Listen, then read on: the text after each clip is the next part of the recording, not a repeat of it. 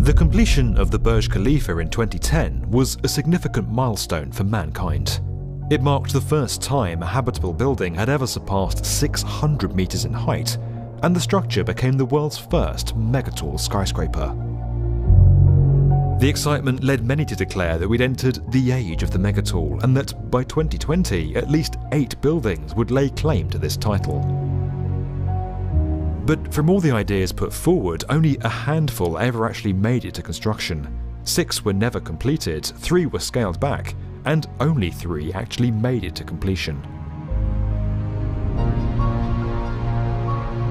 Of the only 2 megatalls classed as officially under construction at the moment by the Council on Tall Buildings and Urban Habitat, the status of each project couldn't be more different. While the future of Saudi Arabia's Jeddah Tower is unclear, with no major works occurring since 2018, prospects for the other scheme look much more certain.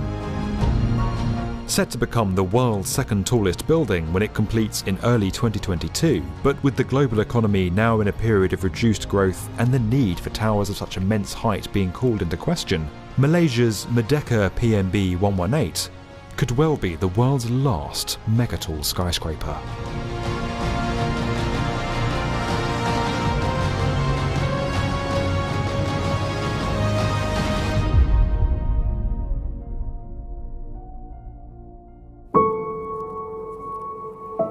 Rising 644 metres, the 118-storey Merdeka PMB 118 forms the centrepiece of a redevelopment at one of Malaysia's most historically important sites. Consisting of multiple residential towers, a theatre, shopping mall and landscaped public boulevard, the area is set to become a destination in its own right.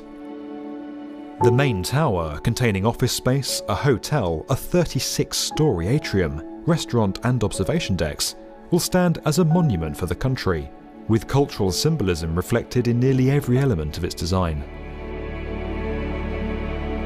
Rising beside Merdeka Stadium, where the country declared independence in 1957, the crystalline facade is derived from a traditional songket pattern that's intended to reflect the diversity and legacy of Malaysia. The building's 160-metre spire creates a silhouette emulating the iconic image of Malaysia's first Prime Minister as independence was declared, and the word Merdeka itself means independent in English. Construction works first began in 2014. To support a building of such immense height and to preserve the structural integrity of surrounding landmarks and existing infrastructure, engineers had to take great care with the structure's foundations. 137 reinforced concrete piles, each measuring 2.2 metres in diameter and 60 metres in length, were cast in place to support the main tower before an 800mm thick self-supporting circular retaining wall was built around the site. This allowed for the excavation and construction of the 5-level basement using the top-down method, an approach that minimised settlement and lateral movement of the surrounding earth. To maximise the amount of space on its valuable upper floors, which often reduce in size as a building rises or become occupied by tuned mass dampers to ensure the stability of the structure, Merdeka PMB 118 employs a series of ingenious engineering tricks. Using 1.7 metre thick reinforced concrete walls, the core rises alongside 8 megacolumns, each measuring 4.4 metres wide at their base, which are located around the perimeter of the building. Reducing in size as they rise, these megacolumns are tied back to the core using a structural steel system that's made up of 6 belt trusses and 3 outrigger zones to create a rigid structure capable of resisting lateral and seismic forces. Covering 3 stories, the outrigger floors also form an important part of the building's transportation network, housing sky lobbies and transfer zones for the high-speed double-decker elevator system, which will move 15,000 people a day when the skyscraper opens. This structural system allowed architects Fender Katsalidis to keep the floor plates largely unchanged throughout, and create highly efficient layouts for both the commercial and hotel components of the building.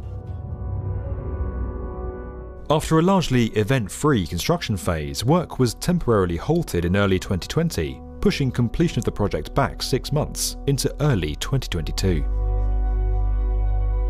While Merdeka PMB 118 is a near certainty to complete, it's already structurally topped out and its developer is set to occupy the majority of its commercial space, the building's journey to this point highlights one of the biggest challenges facing all megatool schemes. Initially proposed in 2010 when the world was emerging from the global financial crisis, it took 4 years for the relevant approvals and financing to be obtained, and a further 6 years of construction to complete the building. Though this is typical for a project of such scale, more than a decade of design and construction means it's almost inevitable that something in that time will disrupt global markets and make any building not already occupied a burden for developers. Such risk makes cancelling a project altogether and accepting a small loss more appealing than continuing to pour billions into something that might remain empty for years after completion. Alongside the potential for jeopardy, not exactly something developers go looking for, there's also little need for buildings of such extreme height, and they often serve more as status symbols than responses to a demand for commercial or residential space. The ambitious emerging centres in the UAE, Saudi Arabia and China now all have megatools, while other major cities are already long established on the world stage. The extreme cost and patience needed to realise these structures means it's often national governments rather than private developers that have to back them. While it's of course possible for another megatall skyscraper to be built in the future, we'll likely need to make a quantum leap in the way we build these awe-inspiring structures before a 5th member joins the Megatall Club. If you enjoyed this video and would like to get more from the definitive video channel for construction, subscribe to the B1M.